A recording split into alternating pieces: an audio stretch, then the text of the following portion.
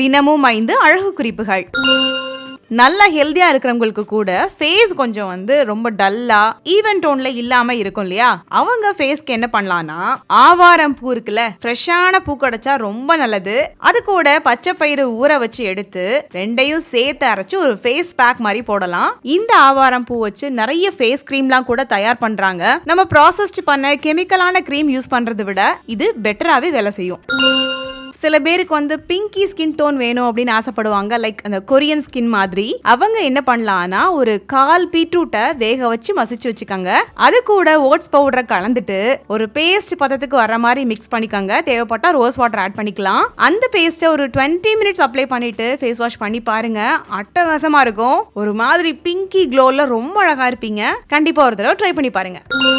சில பேருக்கு உதடு வெடிப்பு ரொம்ப அதிகமாவே இருக்கும். அடிக்கடி அந்த உதட்டோட தோலை பிச்சுக்கிட்டே இருப்பாங்க. அவங்க என்ன பண்ணலாம்னா, டெய்லி பாலாடை இருக்கு இல்லையா, அதை எடுத்து உதட்டை தேய்ச்சிட்டு வந்தாலே போதும். உதட்டோட வெடிப்புகளும் மறையும், ட்ரைனஸும் இருக்காது.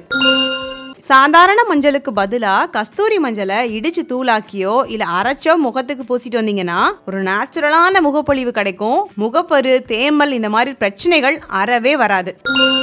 ஃப்ரெண்ட்ஸ், இந்த வீடியோவில் நான் சொன்ன சுத்தமான கஸ்தூரி மஞ்சள் பொடி ஆகட்டும் இல்லை ஆவாரம்பூ பவுடர் ஆகட்டும், இந்த வீடியோவில் நான் டேக் பண்ணுறேன். கெமிக்கல் க்ரீம்லாம் எனக்கு யூஸ் பண்ண பிடிக்கல, நேச்சுரலான ஒரு ஸ்கின் டோன், ஈவன் டோன், பருக்கள் இல்லாத ஒரு கிளியர் ஸ்கின் கிடைச்சா போதும்னு நினைக்கிறவங்க டெஃபினட்டாக இதை பர்ச்சேஸ் பண்ணி பாருங்க. இன்ஸ்டால இந்த வீடியோ பார்த்துட்டு இருக்கீங்க அப்படின்னா லிங்க்னு கமெண்ட் பண்ணுங்க.